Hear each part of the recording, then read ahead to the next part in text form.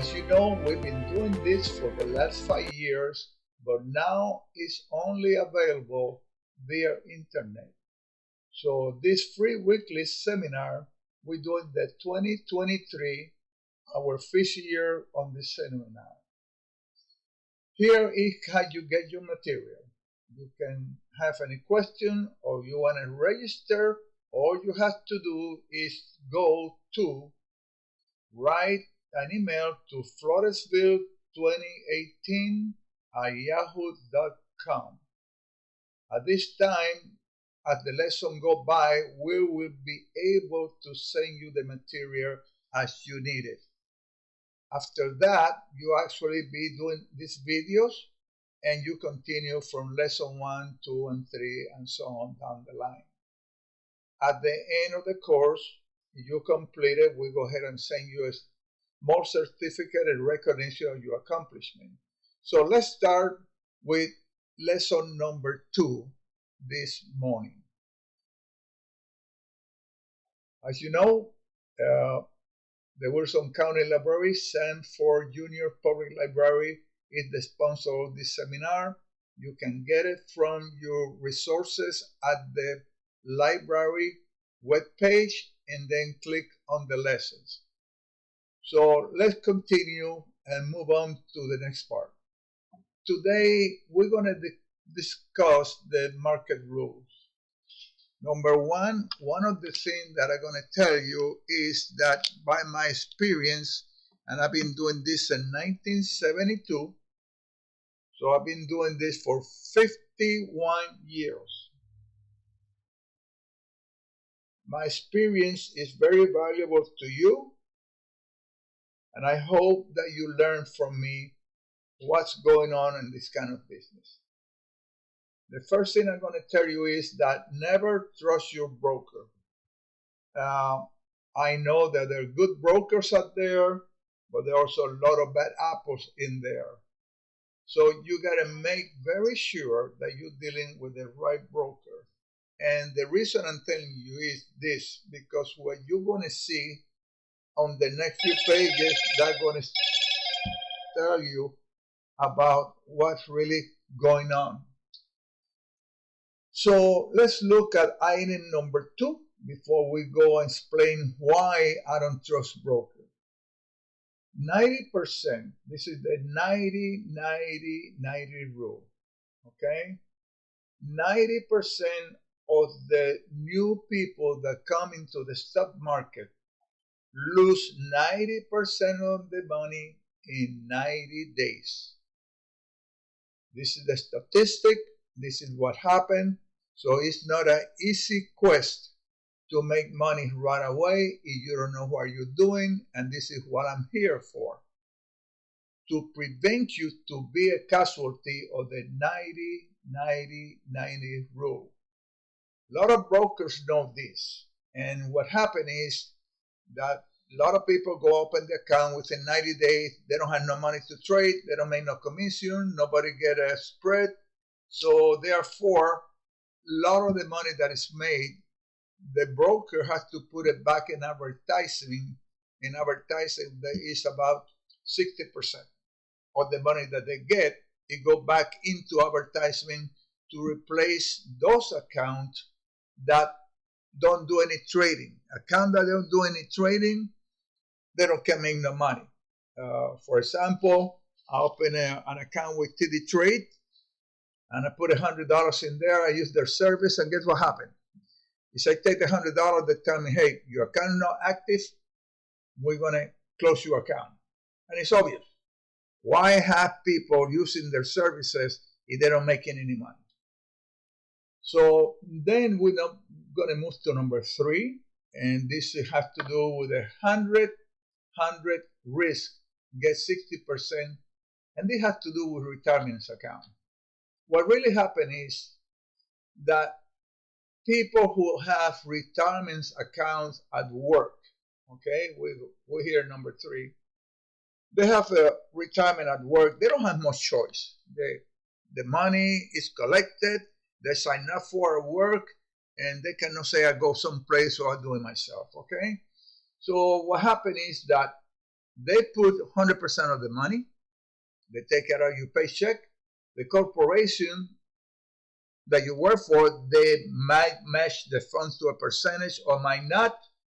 But here, what really happened, the people that manage your retirement account, they collect about 1% in fees to manage this account to all these different corporations and businesses that handle those retirement accounts. They might be teachers, retirement account, county, fire department, police department. It goes someplace and the managers charge a fee to do that. So here what happened, you put in 100% of the money between you and your employer. You're taking 100% of the risk because they don't have no money invested on this. But after retirement, you only get 60% of your money back. And that's very interesting because what really happened is that the calculation is based on what we come into this, is that if you are 25 years old and you work for 40 years, you retire at 65. It's just that simple, right? So during the next 40 years, you work, whether you work with one company, move to another, and take your retirement with you or not, let's not go into all those details. But assuming that the person stayed, let's say, on the fire department for 40 years before retire, or he's on the union and bus driver, or he's a teacher, or whatever, and they spend long time in there, 40 years. So whether they move it or not is irrelevant. What happened is that whatever he moves to a retirement account, these people going to move it in and they're going to charge a percentage. So they charge 1%.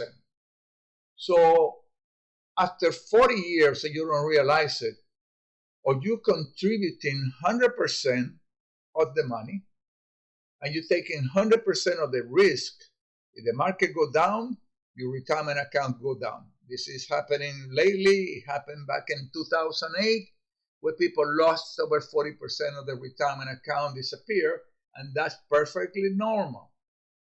The problem is that you don't want to get caught.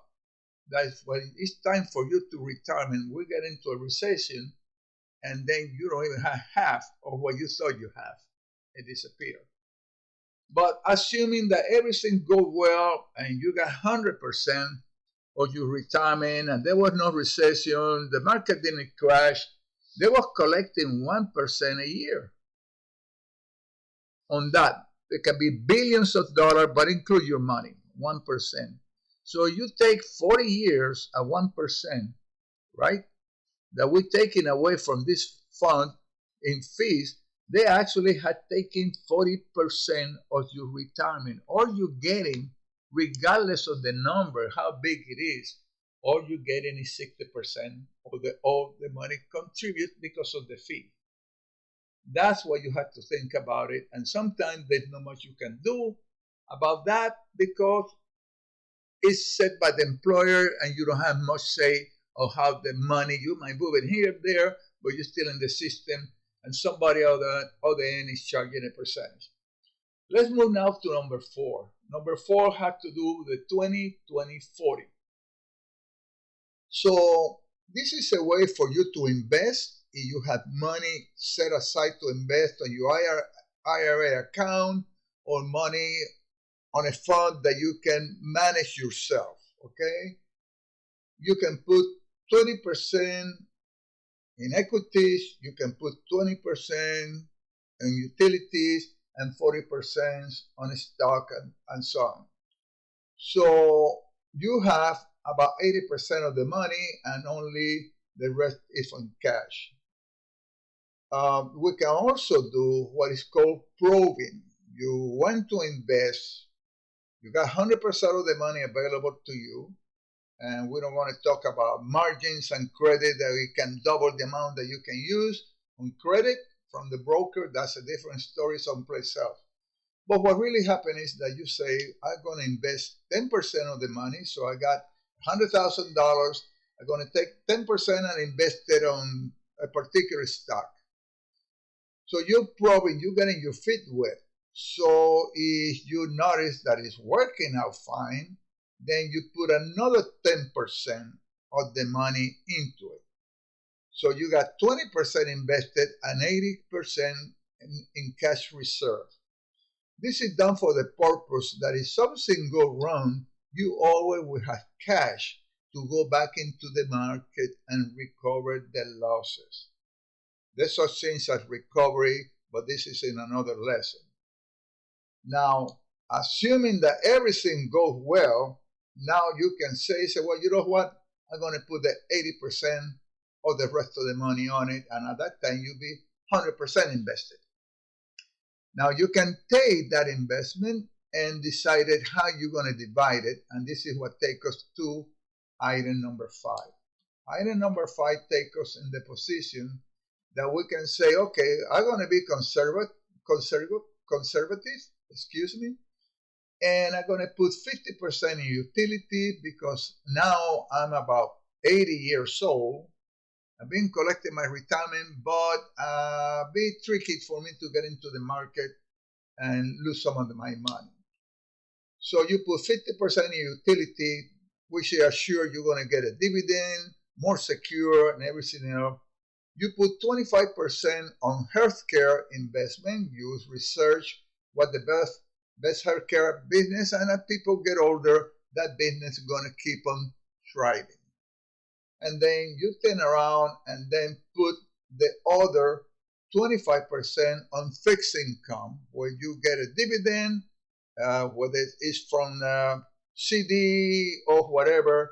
So now you invested 100%, but you have very little chance of losing any money because it's very conservative. At the same time, because of that, you're going to make less money, but your money is more secure. So think about those things and remember the 90-90 rule. And I'm going to go back now to number 1, never trust your broker. And this is why. We're going to move to our next slide and see what I'm talking about. Here's a case. This was by CNBC. Mary Lynch to pay $26 million to New Hampshire former governor for salary churning allegations. Churning is a way for the broker, the agent that managing your account, to generate more commission so he can take his kid to college. It's illegal. It should not be done. But in a bag of apples or potatoes, there's always one bad, rotten one, and there are many of those around, and they hope that they never get caught. So here what happens here. The guy turned around and was using the governor's account. He probably didn't even know that he was the governor of the state. And he be taking in and out his money because he had given the authorization at his discretion to invest in the best interest for him. Under this settlement, the Department of Justice probably going to get $2 million, and the person that did the complaint, he's going to get $24 million. So it's very easy to get into trouble if you have bad apples on the other side. So I'm not making the stories. This is what happened, and this is just the beginning. Mr. Benson, attorney, declined comment saying that the parties of the settlement agreement cannot comment on the settlement, right? Okay, but we're going to create to CNBC for the news, and then we're going to get into what's going to happen when the things go wrong. Before we do that, here we got this example here, right? Years ago, we have Ivan Boesky. We had this guy, Michael Milken. They call him the Junk Bond King. That was in the 90s. And what happened was, that they were making money left and right. Until one day, right? This guy here, number 1 guy here, Boesky, got into trouble because American stock trader became infamous for his prominent role on insider trading scandal that ever occurred in the United States. He was fined over $100 million, but he turns around and became an informant and burned this guy over here, the number 2 guy. So what they were doing was they were exchanging information ahead of time, and the guy might be telling him, hey, this is coming up, and you buy, we're going to sell this, and you'll be able to make a killing. And there was a changing back and forth. Eventually, this thing came up into the open, right? So during that time, Rudy Giuliani, right, former mayor of New York City, he was the attorney general. And he was looking for a name for himself too. And he started prosecuting all these bad guys, including John Gotti, you know. Well, anyway, this guy go to jail. They paid $100 million, and everybody go home. And what happened? The investors got burned, you know. Now, recently, you know, President Trump on February 18 of 2020, right, turned around and pardoned him, was granting a clemency to Michael Milken, the legendary bond king in the 1980s, served several years in prison on this violation. So these two, number 1 and 2, is doing all kind of tricks in there and it's illegal. They get caught. This guy, number 3, prosecuted, and now in 2020, you know, Mr. Trump pardoned him and he goes home. And those investors that lost the money, well, they just, what it is, they just lost it, and too bad. And how much money or what they pay in millions of penalty, I would like to know how much money it was not paid that they got, and they cannot legally touch it. They already paid for the crime. So there's plenty of that stuff going around, and sometimes we don't know it. Now, let's look at the next slide. Here's another one. So we're going to come up to this right quick. About in July, our Scott Cohn has more on that. Scott?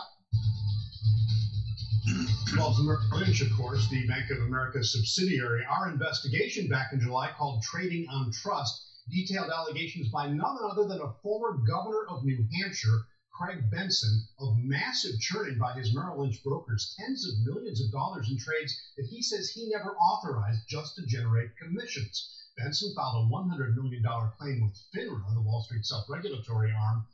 He filed that earlier this year, and we reported that the state securities regulators in New Hampshire launched their own investigation into Merrill Lynch and its Boston office in particular, whether the firm adequately supervised its brokers. And now CNBC has learned that Merrill's parent, Bank of America, and Merrill itself, will pay more than $26 million to settle the matter once and for all. In a statement, the State Securities Bureau in New Hampshire calls the alleged churning abuse of trust by Merrill and by the primary broker involved. His name is Charles Kanahan. Kanahan was fired by Merrill last year. He is also permanently barred from working in the securities business in New Hampshire under the settlement. No immediate comment from him or his attorney or from Governor Benson. Nothing yet either from Merrill Lynch. Neither the firm nor Kanahan admits to wrongdoing under this settlement, but Merrill has agreed to unspecified reforms in terms of how it supervises its brokers. It will now pay $2 million to the state and the remaining $24.25 million in restitution. Sources tell us that will go to Governor Benson, who will in turn drop his FINRA arbitration claim, making that one of the largest FINRA arbitration settlements ever and the largest monetary sanction in New Hampshire. So there you go, $26 million, and Bank of America that owned, right, Merrill Lynch, had to fork out the money to make this settlement. But remember what they say. They say that the guy that was churning that money was fired a year before. To me, I think that the guy got caught, right? So he was terminated. But the broker's firm did not went, and it's hard to tell, right? Did not went and say, well, look, Mr. Jones, we found some mistakes here, or we found an employee that mismanaged your money, and therefore we're going to refund it. You know, either wrongdoing, he be dismissed. Notice that the guy that got dismissed, he's prohibited from trading or do any stocks trading or work for a broker only on the state where it happened. So my question is this: how about if the guy moved to Nevada or to California? Then he can go back and work for a broker. He only prohibited to work on a particular state where he committed that. He should have been prevented and not allowed to do any more trading on a stock on any one of the states or United States. But no, that's not what they did. They just said, okay, you don't want to do this no more. So if I do something like that in the state of Texas, okay, Roy, don't do this in the state of Texas no more. You prohibit to do that. I moved to New York and I start doing the same game again. This happened for many reasons. Some of these guys come from other brokers company that went broke long time ago, right? That they had the bad habit of doing those kind of stuff to their customers. So this is just like Enron. All those guys that got terminated at Enron and the company went bankrupt, they're working for another company today, or energy company. What makes you think that they will not go out and do the same thing to the clientele? These people are already corrupted, which is going to bring us to Robinhood. Okay? There was a young kid that opened an account with Robinhood, and I need to explain that very carefully because it's complex, but I want you to know that those things are out there, and you don't want to get caught on the crossfire. So this young kid was trading options. We're going to talk about options today, but options is devil's creation, some of the judges say, and we'll talk about that later. Anyway, Robinhood said that the kid didn't understand what he was trading on, and actually he had made money, that he hadn't lost the money. But this young kid turned around and woke up one morning and he was $700,000 in the hole. Now let me tell you, I've been doing this for 51 years. To open an account on a stockbroker for you to do option trading on that amount, you have to prove that you have enough capital to take a loss. So how in the world somebody maybe with $15,000 or $10,000 on his account is allowed to make a trade that is only for expert, and he's just a newbie, he's just a beginner? Those type of trades are normally done by investment funds, people that specialize on that type of trade or selling options to collect a bunch of money. It's not just for the average guy, more or less the volume, right? And the capital that is required to do that. When you file an application for option, there's a lot of legality that you have to fill out, and you must receive the book of trading option acknowledging that you understand what's going on. But for example, I don't want to make a comment that I'm promoting any company, but I've been doing business with Fidelity for over 30 years. Fidelity Investment. Okay? Fidelity Investment made me fill out all kind of paperwork, and then I have to show that I had the money to do that type of trade, or the underwriter will not approve me to do it. So something went wrong over here, right? It's obvious that this kid didn't have the capital and somebody was out to get his money. So why they say that they didn't commit no mistake, but they had to settle a lawsuit for this kid losing his life. We're going to look into that now. Here's a copy that somebody supplied on the internet of how it really looked. If we look right here, apparently he have invested in like $16,000, but it's clear here that he needs to make up an account minus $730,000. You see it? $730,165. It's obvious that the guy was in trouble, right? He have a buying power of $730,000, and now it's negative. He don't have that. He's in the hole by that. So he cannot even withdraw or spend because there's no money in the account. So why Robinhood said, no, they have to settle. The parents sue Robinhood, and apparently they just didn't want no more headaches, and they had to settle with the parents that their young kid ended up committing suicide. That morning he get up, he see what's happening, go and get his father's gun out of the drawer and put a bullet on his head. Horrible, horrible story, you know. And these people just get a slap on the hand by paying $20 million and keep on doing business. But you see that Robinhood, when it opened, was $50 a share, 100 and something, and now it's not worth that much, but they're still in business. Now let's look at the next slide. Here is what an option is. An option on a stock is a contract given by the buyer the right to buy or sell 100 shares of stock at a specific price until a pre-specified point in time. Contract to buy shares is a call, and contract to sell shares are called a put. Stock options are risky. Stock options provide great leverage, and here's the key, leverage. If the stock moves dramatically in one direction, up or down, you can make a lot of money, and that's why everybody think about it, but nobody think about that you also can lose a lot of money.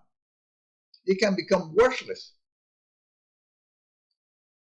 if it goes against what the buyer anticipated of the seller.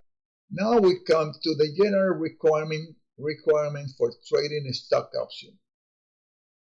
The requirement to qualify for trading a stock option vary among the brokers, and the rules are often loosened or tightened about the current economic climate, but at least some previous experience in trading a stock is generally required.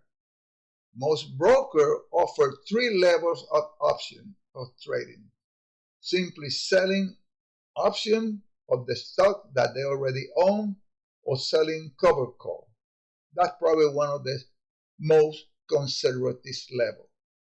The ability to buy calls and put an investment or hedge against any investment. Now, let's see what happened when the family, the parents of the kid get interviewed. Is there any doubt in your mind that Robinhood is to blame for your son taking his own life? What we feel is that if he had been able to get a hold of somebody, that he would be alive today. He had no training, he had no income, he had no qualifications to make those sophisticated trades.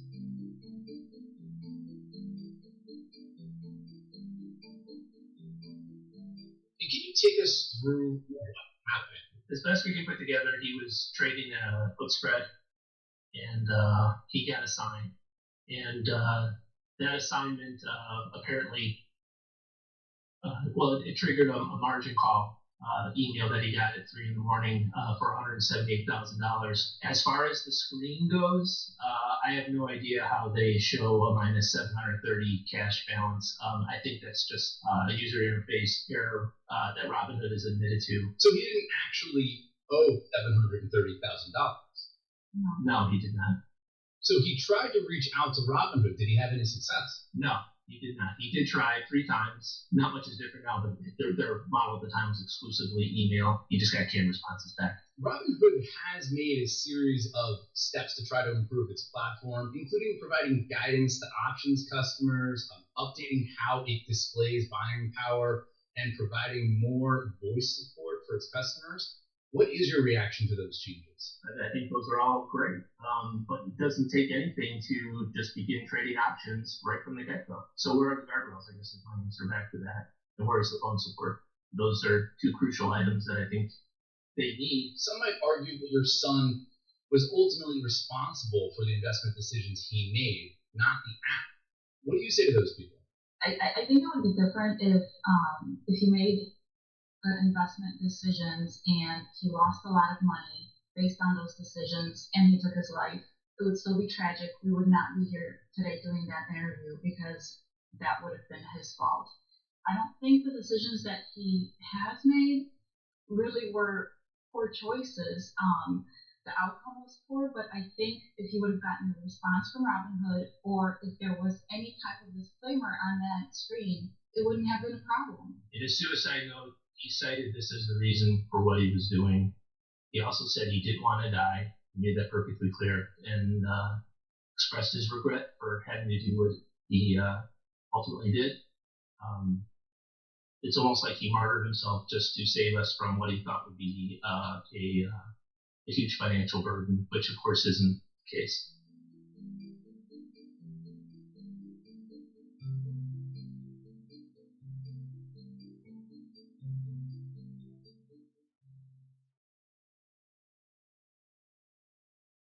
So here you have it.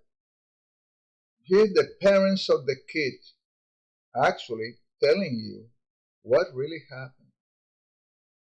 Some glitches in the service, some glitches on the way that it was reported. No, he wasn't a whole $700,000, but he was in a whole $100-something thousand. Regardless of it, he didn't have no experience on how to deal with that. He didn't know how to hedge against it. And the reason is that the companies paying this parent these millions of dollars is because they were found guilty in court. And rather than go to the drama, they just settle out of court and that's it.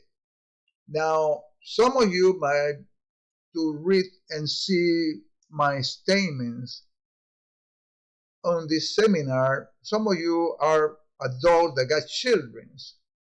And there's a lot of software over there that all you have to do is push a few clicks, you open an account, put $100, and very little concern about what happened. You know, there's a lot of competition, and there's others that are shady, and the other companies that are well-made. Some of the shady companies, they call them boiler room. They're calling people on the phone, invest here, invest there, and so on. And it's just to pump up and dump, what they call it, pump and dump. They drive the price up, they dumped it, and in the process, some people get hurt on the process. But anyway, this is something to think about it and make sure that you are a new person on investing. Make sure you're dealing with reliable company, that they won't let you get into trouble, that they follow the rule of the law, because not all of them do. And this is the sample that I try to bring forward to educate the people. It's not I heard my friend getting here, he made $7,000 in 30 minutes. Well, I had done the same thing too. But depending on the experience, or maybe he was lucky, and then he goes and borrow money, get involved into that, and then he get hurt, and that's it. So here we got a few little pages here from Fidelity. You know, Fidelity, they have a lot of learning materials, and this is page 4 where I got that any time when you buy an option, you can set to close at any time, exercise the contract.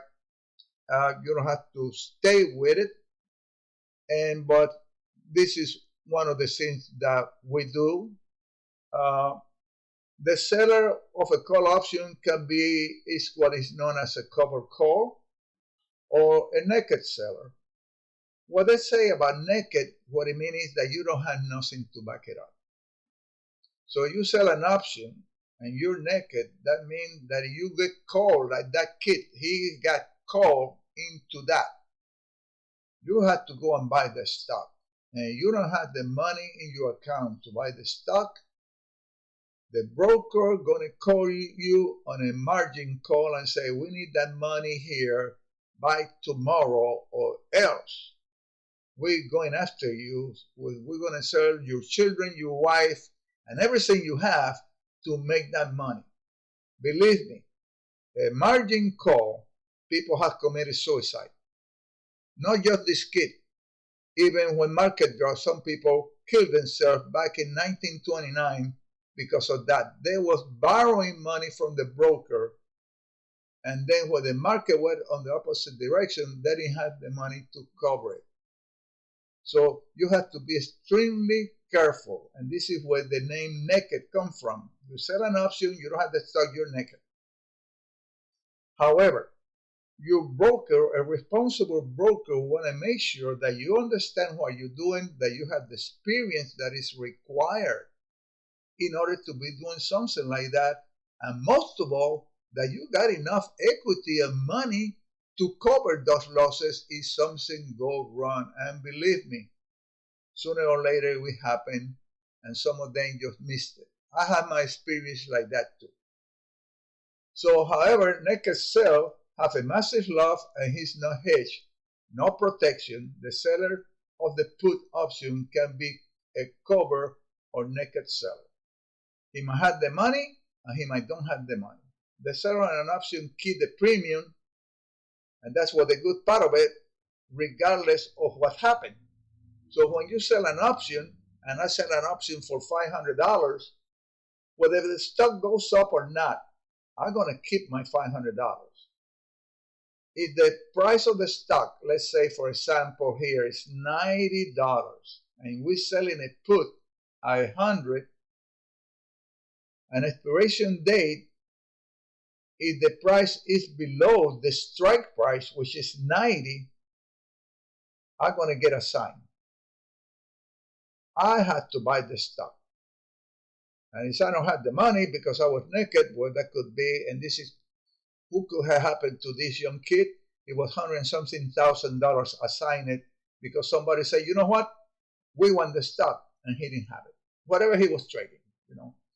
So we're going to go into more details about options later, but my experience was at one time when an attorney contacted me to testify in a lawsuit about some guy that got hurt, you know, selling options, and then now he's suing the broker. And they asked me if I could explain to the court how an option worked. And when I say that it was something that derived from the price of the stock, it's actually a piece of paper. It's nothing that exists over there but a contract on the sky between two people. The judge say that who in the devil has created such evil thing? It turned out to be that the guy didn't know much about options. He was trading, he lost money, and now he want to blame the stockbroker for losing the money, but that's not the way it works. The stockbroker had plenty of signatures from him of what he understood, and he probably lied on the application of the experience that he had, and he didn't have it. So the court ruled on the broker's favor. Now, you know, buying an option, sell to close, exercise the contract. So when you buy an option, you can sell it to close the contract, you know, and get your money. However, you can exercise the contract and the seller must deliver the stock or commodity is the obligation for the other side on the other side. This is video, this is a picture of the video. You can get that from Fidelity Educational Department. So you can go to Fidelity and you go into education.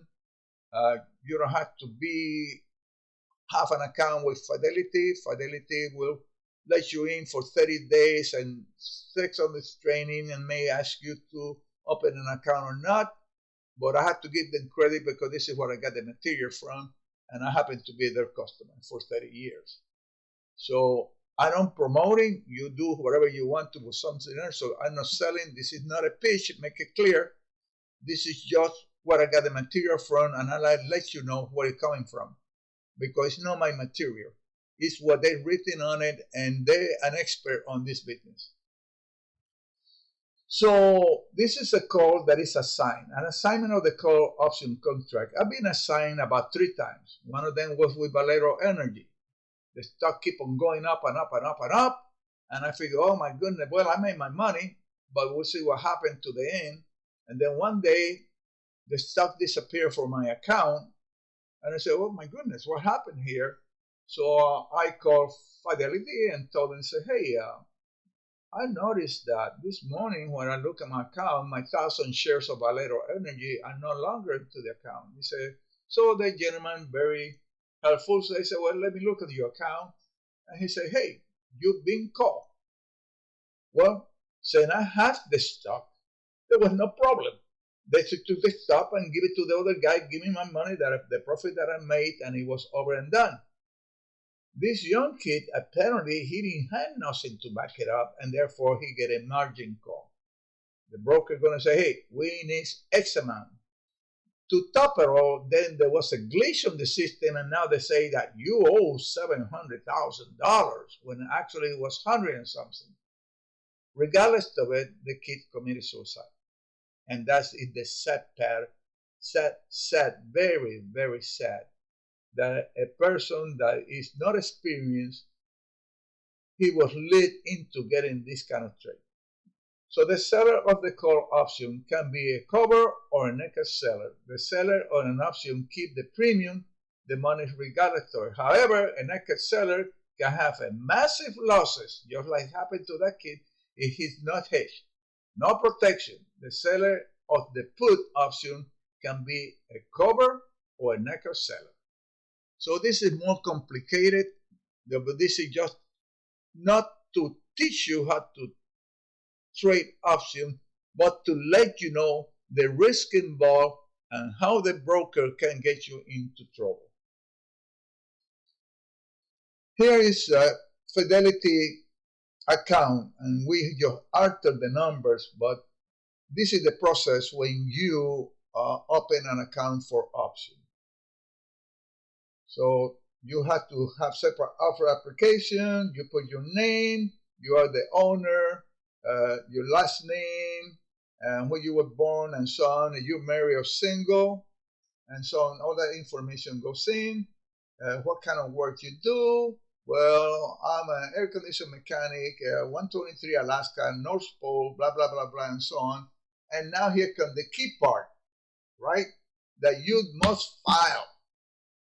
Experience. Provide the number of years trading on each security. Is none enter 0. On this case, we put 20 years, an equity option 15 years, an option index 10 years. The underwriters at the broker will look at the application, and they're going to determine if you are qualified to do certain type of trade. Apparently, somebody dropped the ball somewhere, and this type of application, like the parents say, there's not too many questioning about it, and some brokers do. A responsible broker will get you through this meal. Additional account owners. So you want to put your wife or your relative or whatever, you have to disclose all that. And the same thing, put the application, employee,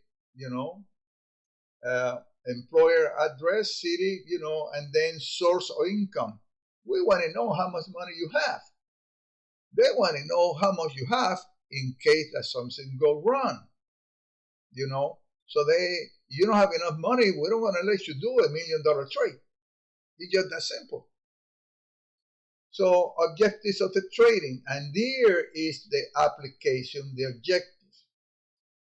Short term, conservative, balance, growth, or aggressive growth. They want to know how you want it, what you want to do. And what really happened here is that the underwriter, before approve your account, is aggressive, and the guy only got $5,000 to invest, and he's a student, and he lives with his parents, there's no way they're going to approve that account to be aggressive, because you're just looking for trouble. You're not prepared for that. You're going to have to be more conservative, right? It has less risk and more risk. Now, here's the other part. Account owner signatures and date. Acknowledge that you will not enter any order for option until you have read, see that? And understood the characteristics of risk standardized option. This booklet, they're going to send it to you by mail to make sure that you receive it, and you're acknowledging already that you don't want to do no trade until you read that book. This is how the attorney protect the broker, and this is how they protect you too. Specifically, you affirm and understand that the risk option as described in the agreement, disclosure document, and full knowledge of the risk. I'm very sure this kid didn't feel anything like that. That's my opinion.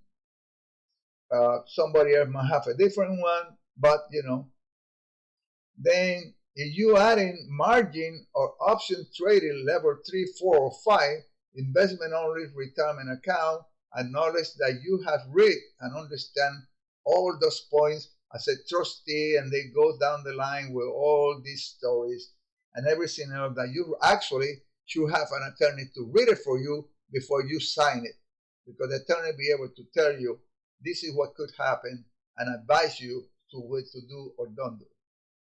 Finally, you acknowledge that the account governed by the previous clause and so on. You sign it, you put your signature, and you mail it to them to a specific address that they have, and then several days later they decide whether you qualify or not. So options are very tricky, and it's not for just everybody. You have no experience. And the best option that I like to trade is when you sell cover call.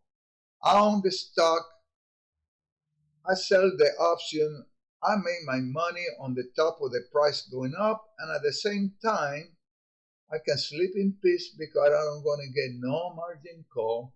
I don't have to have a gun under the bed to commit suicide or anything like that. So here are the different levels that we're going to explain right here right quick. As we see right here, right? Level 1, cover call writing equity option. This is the lowest level that you'll be assigned. If you don't have no experience, and that means that you have to own the stock in order to write a cover call. That cover means you're not naked. You got something to back it up. Level 2, allowed to purchase. Not just to sell, to write cover call, but to purchase. Right? And this one here, frequency index, cash cover put, include all trading capabilities on the level 1. So now you can do this plus this one. Level 3, now it gets more complex because you can do index, spread, and everything else, and it's more risky.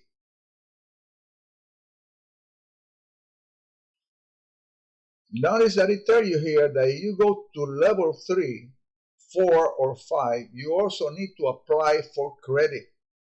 If you select option level 3, 4, 5, you will be applying for both margin and option trade credit. So you're going to have to add this here, add margin to it if you apply for this, and then they want to know how much money you work, how much you own.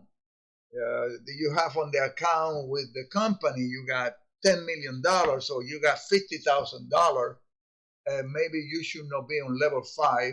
Maybe you should not be on level 3. Now, here's the other part that comes up, right? Here come, you answer this question, finance profile. You need to show how much money, annual income you have. That comes right here. So you say, well, I made from $0 to $20,000. you should not be applying for level 5.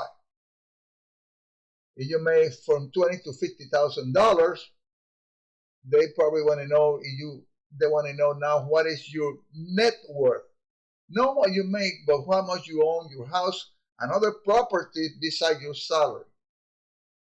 And then on the last column, they tell you how much you really have cash on hand. Do you have $50,000 to $100,000, or you just have about $0 to $15,000? Do you work from $0 to $30,000, and so on? So it's obvious that this guy application here, right? He could have anywhere from $100,000 to $500,000. And what they're going to do with your Social Security is probably call the credit bureau and find out if it's true or not. And they probably know with your Social Security where you have the bank and if you own real estate, where it's at, and everything else. All those things will come into play to verify that you're really worth $500,000. So if you lie and you get caught, that means they're not going to approve it. No hard feelings about it. So make sure that you stay within the level that you're comfortable with, because this could get nasty if you're not, and you don't want to find yourself. So apparently this young kid didn't have this opportunity to fill that. The company probably didn't require it, or they didn't request it, and so on, and this is how he lost his life. And boy, it's sickening in a way, but I just want you to be aware of it. So finally, if you are going to authorize an agent, that somebody do the investment for you and so on, then provide the number of years, authorized agent, so he got 30 years, 25 years, 20 years. So you want to assign somebody to do the trade for you, we have to have the name of the person and what he does and so on. He retired and then applying for this stuff. So you are authorizing that person to do trades for you. Then your account will show on his account for you to trade. That don't mean that he can withdraw money from the account. You can put all the restrictions on it, but he can trade for you. So you can get somebody with experience that guides you through, and then again, he messing up with your money. Always remember that. Now, I got over 30 years, right? I've been doing this for 51 years. So I can put in here that in stock I will have 51 years.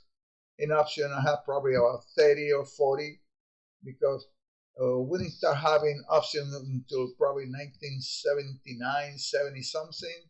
So it was not something as easy as it is today back then. So remember all this. This has come from Momentum Day Trader.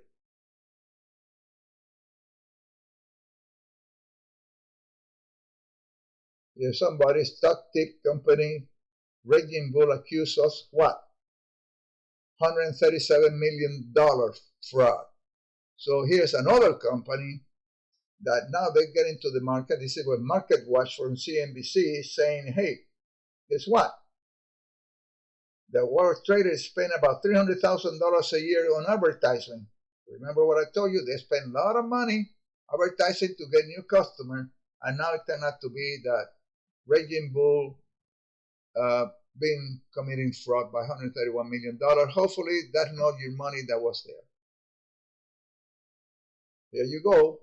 Robinhood, he got accused of targeting novice investors with features that encourage excessive trading. That deal, that they're not commission trade, don't you believe that?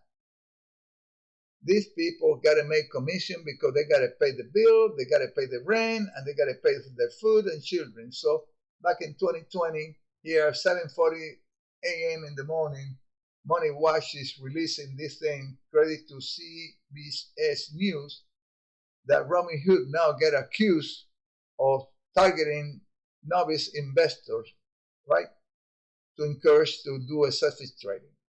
And what they do is that they say no commission, but there's a price gap between the bet and the ask, and they get a cut through that. So you buy 500 shares of a company that got a 50-cent spread.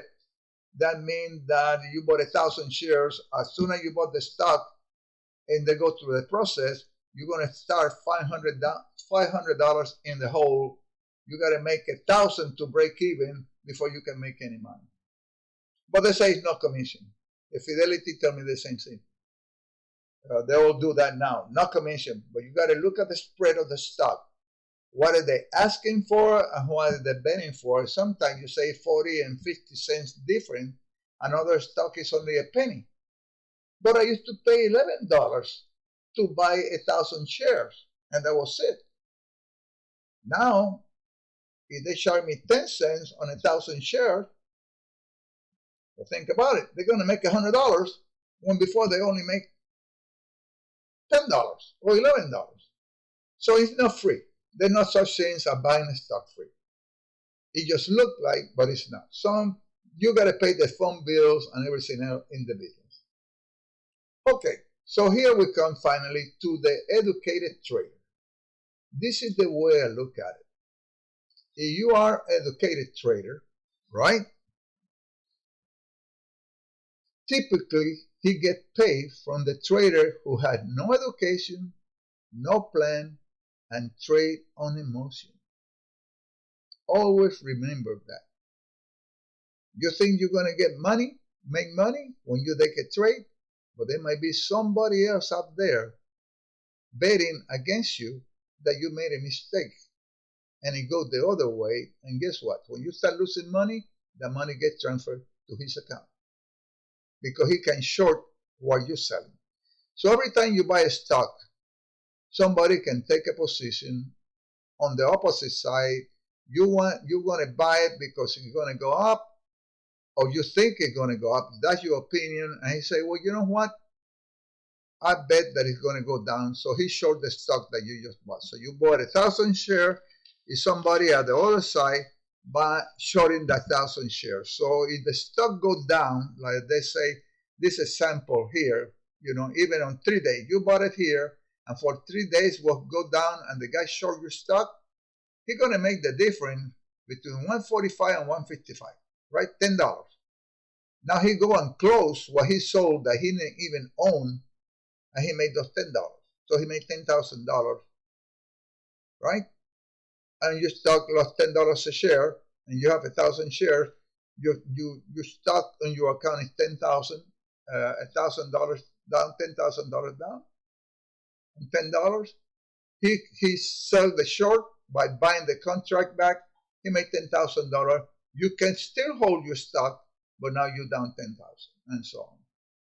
So always remember that the educated guy is normally get paid from the people that had no education. They don't have no plan to go in or when to get out, and therefore they're going to lose money. Now, we're going to get to another part here. We're talking about what caused the price of the stock to go up or down, right? And there are many reasons. Now we're going to get into teaching you how to risk short. Now you know the risk. You're going to be dealing with a good broker that he don't going to do you wrong, so you don't find yourself with suing your broker or losing your money. Let's look at the buying pressure. Short seller. Short seller is a person or a broker or a trader that sells the stock short. And let's say, for example, the stock is $100 a share. Apple, $100 a share. And he sells it short. So he's expecting Apple to go below 100.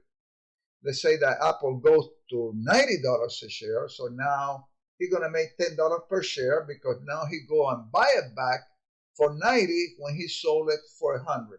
So he made $10 a share, and if it was 1,000 shares, so he's going to make $10,000. This could happen in a day. It could happen in a week. We don't deal in about time, but the money is going to be made, and somebody is going to lose it on the other end. Short seller force the price to go up, believe it or not. And this is what happened. Then you got the long-term buyer. They buy a stock, and they also, when they buy, and too many of them buying the stock, the price has tendency to go up because there's not enough shares to fill. Then we get the other part, news. News media can create havoc on the stock market because what? They might say something and they say, oh, Apple got a new contract with the government for $50 billion starting next year. Well, those news going to drive the price of Apple up. Or Microsoft or whatever, Boeing. You see, so the news can change the price. It might change it for a short term or for a long term, or probably for a couple of hours, and then they realize, well, we knew about that already, or it was already in the market, and then the price come down. Now we have the other part, number 4, act of God.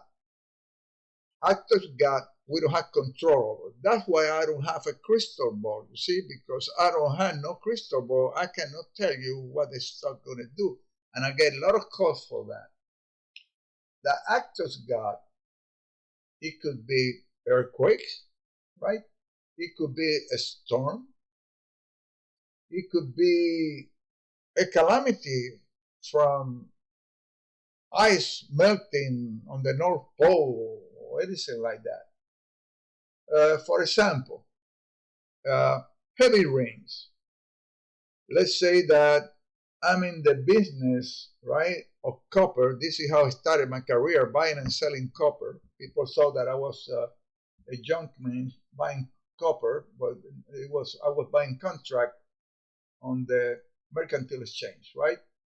So you get heavy rains in South America, especially in the country of Peru, you know.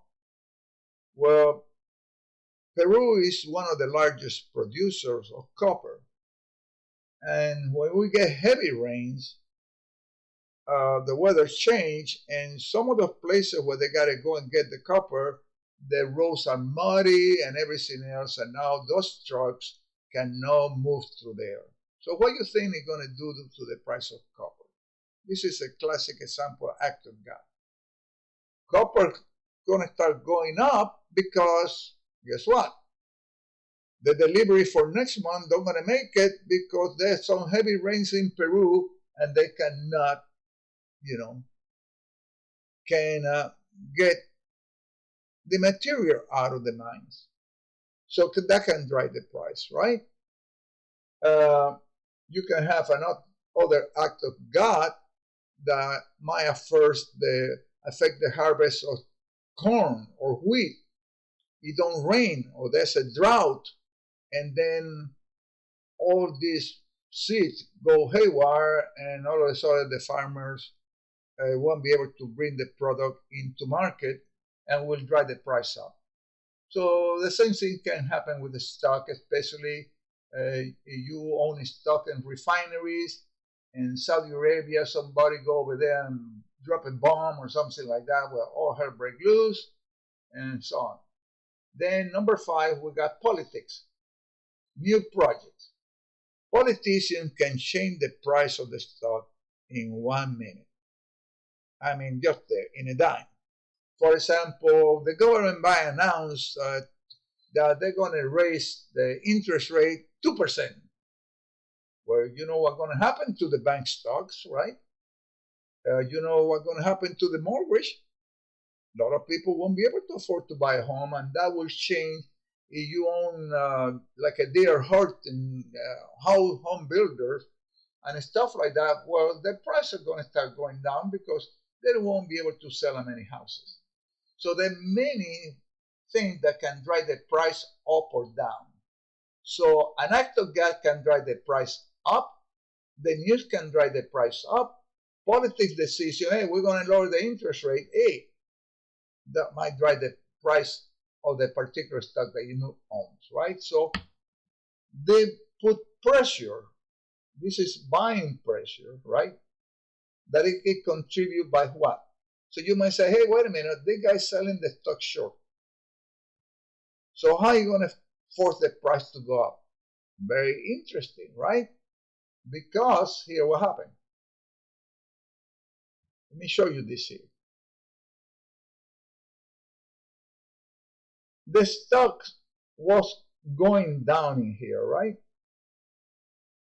And the short sellers were making money as the price went from 125. Let's bring it up here right quick.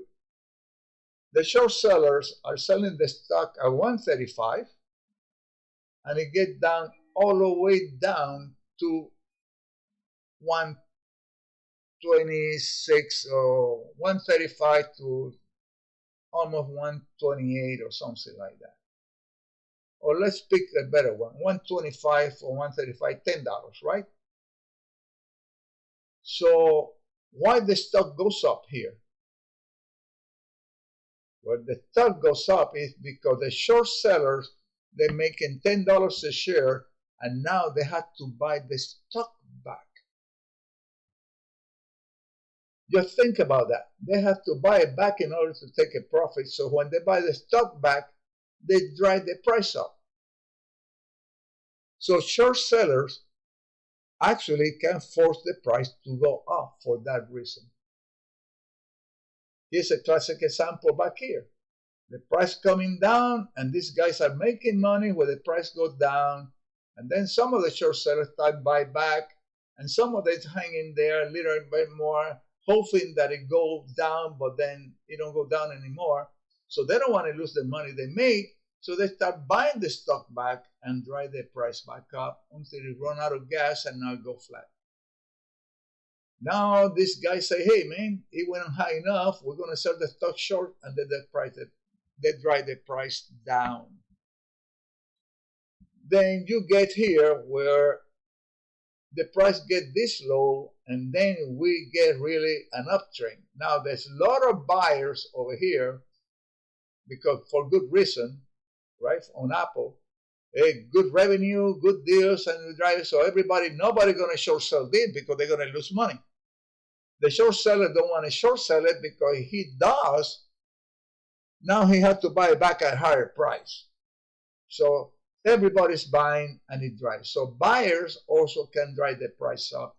But short sellers, they also can drive the price up because that's the only way they can cash it in.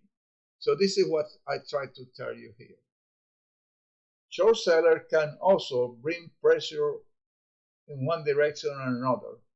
Pressure to buy, that force the price to go up. Now, balance pressure. This is when the market maker, the guy that set the price on the stock, the brokers and hedge fund manager agree in the price. Everybody say, you know what, the stock worth $100 a share, and now the price don't go anywhere. It remained flat. There's some stock that goes like that. I have seen some stock, man, that you see just a little dot every day on the same direction. They just go nowhere. That's a imbalanced pressure, right? Now, you got to think about this. And this is where knowledge and experience comes in. Not that I'm bragging of what I know, but I want you to think about it. If the price don't move up and down, when the broker's going to make any money? Because they depend on buying and selling. So the price is obvious. Nobody's buying and selling because the price is going nowhere. Everything's too stable. Nobody's trading this particular stock. And there's no money to be made here. So this is a balance pressure where the sellers and the buyer agree that, yeah, this is a fair price, and stay there. Well, that happens very seldom and very few stocks, and you are living in Disney World or Fantasy Island. There's no money to be made if the price don't move up or down. Okay? So now we're getting to the other side. Selling pressure, right? The short sellers can drive the price down because they're selling it short. On the other side, the short seller can drive the price up because they had to buy it back. So the short seller had to take profits, right? So they can be those guys that was long buying the stock. Now they're going to sell it and they take a profit and they can drive the price of the stock down. And of course, now we get the news. Bad news drive the price down. Act of God, right, can drive the price down. How? Well, maybe you are in the business that it get affected by earthquake, and that can drive the price down. On the other side, an act of God could drive the price up, right? And then politics. Politicians can raise the interest rate and instead of lowering the interest rate and the market go down because now it's going to cost more to borrow money to buy the stock. So you're going to make less profit and then less people are going to participate on the game, less demand for the stock, and the market maker, to make any money, he had to keep on lowering the price to find a buyer. So it drives the price down. So this is the selling pressures that force the price to go down, and this is the buyer pressure, including the short seller, that force the price of the stock. And then in the middle of this, we have buyer and sellers agreed on price, and there's no money to make in here because they didn't going to last for too long. But I have seen certain stock that they go forever flat, you don't go nowhere. Normally, you may see in utilities that move very little. The old companies that they pay a dividend every year and nobody willing to sell, and then nobody to buy on the other end. But selling pressure can be the short sellers. Short sellers can drive the price up, and short sellers can drive the price down when they're selling the stock short. And when they buy the contract back, then now they're buying the stock back. So the short seller, the stock counts as a sell when you short sell it, and when you buy it back, it counts as a buy. And that's the way this business is set up, so it can drive the price down. Now, the intrinsic stock value. This is the next one. The intrinsic of the stock price. Let's say that a stock is $100 a share. Now, you might turn around and say, okay, I see the stock is $100, right? And this is the true value. But maybe somebody else think that, well, he noticed something on the stock that he say, you know what? That stock is too expensive. It only worth about $80. We both look at the same information. However, we all come out with different opinions. And that's what makes the market move.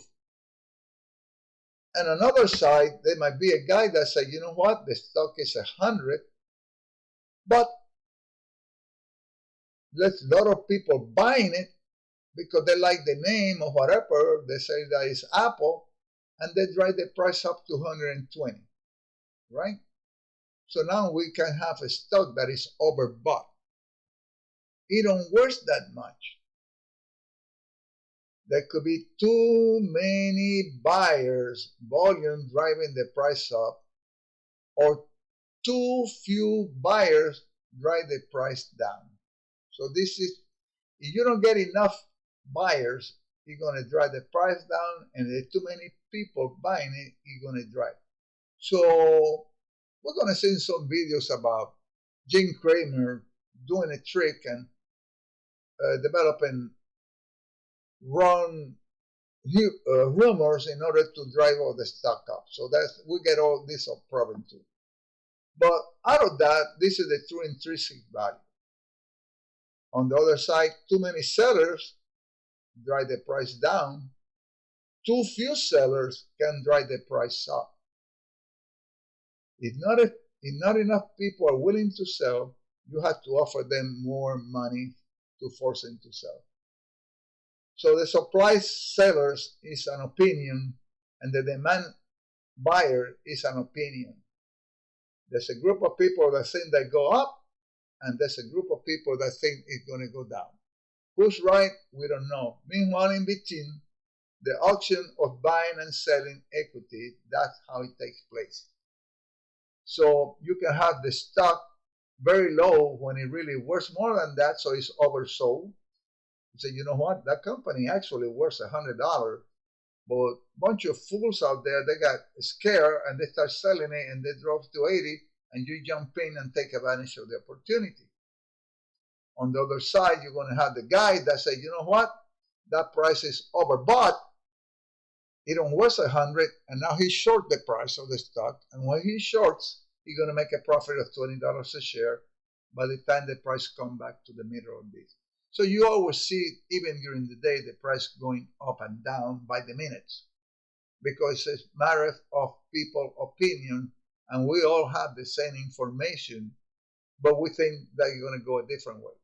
This is why it's so hard to say that you got to crystal ball and predict that the price is going to go up or down, because there's another factor involved in the stock, and that is inflation. This is why you invest long term, the stock will go up, because also that company that you bought, Apple or whatever, might be going up on inflation by 3% a year, and after 10 years the company had gone up 30% just on inflation. No, because it was more, inflation rate have adjusted that. But that's another story. So how do you know if the price is right? Well, what the buyers are willing to pay for a company today, right?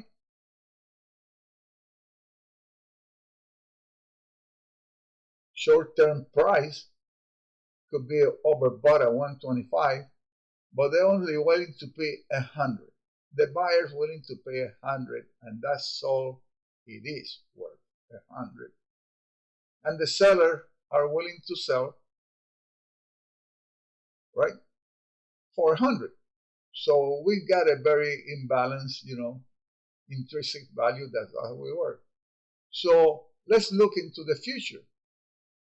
Long-term future is unknown. We don't know in the long term the stock going to be 125. In the short term went to 125, maybe somebody paying too much. At the same time, long term in the future, we don't know if the price of the stock going to go down to $75. A lot of things can happen, right? We don't know the future. And that's what I'm trying to tell you here. Don't be guessing or thinking that it goes one way, because you might be very disappointed, because buying a stock and selling a stock is a matter of human mind opinions. And lately now we even have computers that decide what the stock, it can be programmed where the computer decides to buy or sell and so on. And if something goes wrong on the system, well, we might get a whole bunch of computers that start selling a stock when they don't deserve to be sold. And those things have happened before. Because what? The human factor that hit the programmer made a mistake in the program. So we have to expose ourselves to that too. So you want to buy and be selling a stock, you need to be aware of these things that can happen.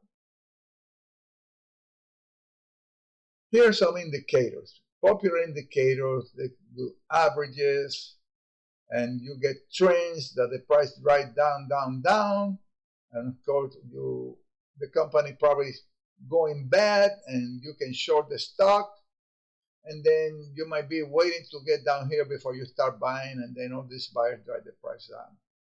There's several indicators that people use. For example, the RSI indicator, right? So when the price of the stock is going up, right, and you see this going down, it's had to do with the price in here, and then the price start going up, and this is what drive it down, and then they call, when it reaches 80, they say it's overbought. The calculations telling you that it's overbought. Then Guess what happened? The price started coming down, and you see that the line dropped down here, and it stayed for 2 months oversold. For 2 months, it says over here. So it takes 2 months to go down, and then take 2 more months to go back and recapture. This is a beautiful stock. You can make a lot of money here. You can buy puts on an option, and right away, and the price go down, you're making money. Then you turn over here and you buy a call, and right away for 2 months going up. Or you can buy the stock and enjoy the price going up. Some people follow these indicators. It's the average of different dates. We'll get into that later in more details. But for now, we just want to cover this, right? That you can tell when the market is oversold and when the market is overbought based on this indicator that a lot of the traders use. Then we have trend. We're going to take here Valero Energy. Trends. When the price of the stock is flat, notice that even this indicator goes up, but the price is going nowhere. It's just trending back and forth. And notice how the RSI is just flicking around here. And then what I'm trying to show you right here on the first part right here is that these indicators are not perfect. They work when the numbers moving, when the numbers get too close together that the price don't up, they create havoc. You don't know what's going on. You see all this volume going up, but the stock going nowhere. You see that the accumulation and distribution here, this is money coming in, is flat. And that's exactly what happened. No, very little business here, but there's a bunch of millions of shares changing hands, but it don't go nowhere. We breaking even, right? We see the MAC indicator that comes over here, and it starts crossing the zero line, but the prices go nowhere. So if you go by this MAC and you buy, you ain't going to get too far. If you follow this indicator and say you're going to go up, guess what? You can go nowhere. The price remains. So what I want you to explain here is that your indicators, they're not perfect. The price is going up, and if you follow this, you say, oh. So finally, we got June, July, and August, almost 3.5 months, almost 4 months, so 1, 2, 3 months of flat indicator, and it's called channel. And what happened is that the longer the channel, the higher two things going to happen at this point. Either the price going to drop very badly, very nasty, or the price going to go up for a long time. Always remember this. This is where the money is made. It's been 3 months, and then something happened to the oil price, right? Might be shortage of oil or whatever. You don't care. All you know is that now that we're 55, and by the time we get over here, we're at 80. So from 50 to 80, 30, so we got about $25 move in a matter of 1, 2, 3, 4, 5 months. This is a good move. Then you have to absorb all this, and now it goes flat again, right? And it goes into this channel.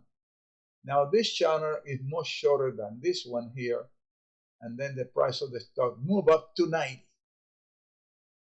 So you could have sold here and wait, and you will have bought it here much cheaper and make some more profit.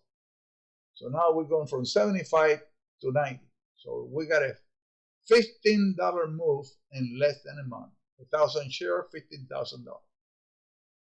Over here, we went from just about $55 a share, and we end up at 75, 80, so it's about $25 a share, what you had made. So I just want you to know that the indicators know always when the price get like this and flat, they get very erratic. So you got to wait. You got to wait until the trends develop before you get in. If you don't, you might be up for a surprise. So we're going to study reading this chart so you can learn how this functions. And that's the way it works, you see. So we cannot say, well, it starts going up, I better jump in, because you don't have a crystal ball to see the future. Guess what happened? You jump in here, and because you don't know how to read the chart, guess what happened? The price hitting went nowhere, and you load up with a bunch of stuff, and you're crying over here for, man, when this thing going to go up and finally take off? But how about the rule of the channel is that you don't have no trend, and therefore it can be even get lower than 55, or it can go higher than 55. And what happened in this case is that it went up, and it went up for a good while. Now let's get to the other one, right? Here's one that I want you to see, because I have made a lot of money with this stuff. We got here Advanced Micro Device. Advanced Micro Device set here for 1, 2, 3, 4, 5 year channel, and all it did was move from $2 to $4 a share. In 2018, just about when I started these courses at the library, I was showing the students, said, look at this channel. And I want you to know that the longer the channel, the more abruptly the price going to move on one direction or another. And sure enough, notice how the indicator, they swing back and forth, up and down, but the price goes nowhere. Look at this. It's going up. And you have bought over here because you saw it going to go up, and it happened. So the indicators are not accurate when the price go flat. Always remember this. This is just like inside information. All right? No, that's what will happen. Then somewhere in April, we start moving to 12. We said, well, look at this. We're coming from 2 to 4, and now we're at 12. I told my student, this thing going to go up. Sure enough, it went over a little better, 25. Then it rested. He said, I guarantee you, because of this long trend here, this thing going to go even higher. And in 2019, it started going on for 25. By 2020, it was 50. It doubled in price in 1 year. And then in the following year, now it goes to 100. So it doubled from 50 to 100. And it's going from 25 to 100 in just 2 short years. Well, I saw around here about $75 a share. I said, man, I got to get out because this is too much. Guess what? Now it rests, right? And then it take off again, and it reached $150 a share in 2022, just before, by October 2022. Here we are in 2023, and we're down to 75. But I can't complain because I rode the wave for 2 years before I got out, and I left some money on the table, but that's the way it is. It could have doubled from 75 to 150, right? And I would have made a whole lot, much more money. But think about this guy that bought it at 10, and they managed $10, $12, and they stayed all the way. That means that in 3 years, they went from 12 to 150. So they made $140. You got $1,000, 1,000 shares, you would have made $140,000 in 4 years. On 1,000 shares that you only pay $10 a share, $10,000. Can you imagine you have put $50,000? You probably could have made probably $1 million. But that's life. We don't have a crystal ball. I sold before it got 150. I'm not complaining. I get very concerned when the angle gets to 10 degrees, because this is an indication that a heavy price drop is coming. Always look at it. 45 degrees angle is a good idea. 10 degrees angles are dangerous. It cannot maintain the price keep on going up, and therefore we just get out. Period. So that's life. I'm not complaining. It was a good trade because I made money on it. So here you go. Starbucks is one of those two, right?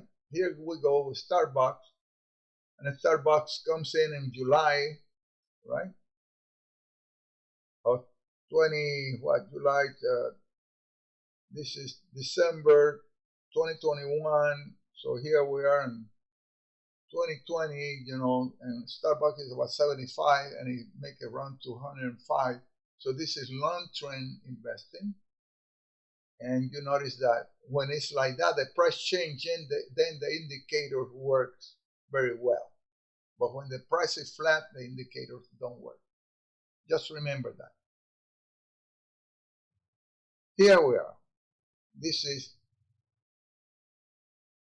our opinion on the stock market. This is the Dow Jones Industrial. We notice that in 2021, we finally run out of gas at 36,000, close to 37, right? And the whole year from 2022 to 2023, this is a little bit older because we made this chart a long time ago. You notice that it goes up from here, and then we draw a line on the top of this and draw this line like that to see what happened with the price. And sure enough, we got a run that went from 30,000. So in a matter of 1 year, we moved 7,000 points. Now we got to pay the price. So now it goes up, and then people think it's going to go back up again. And then it hit here, and they get hit. So now we get lower low and lower high. Lower high from this point to lower low, and then it really take a dive. Then it come and bounce over here, and I think now as of February 2023 is about 3,300. So we still, someplace in here, but we haven't been able to overcome this. We expect it to go down. We had brought this further down, but we'll see what happens. But we are, and we say that the lowest low could have been 29,000. That was our prediction back then. It got very close to there, then it bounced back again. But as illustration purpose, right? We're recording this now in February 2023, and this is the trend, and it haven't changed in a year. And we don't know where it's going to end. Good.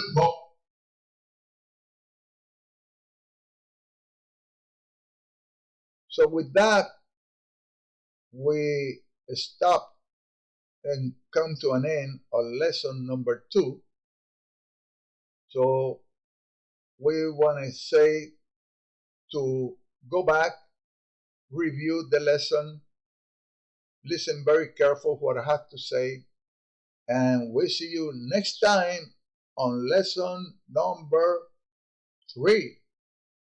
Thank you for your time.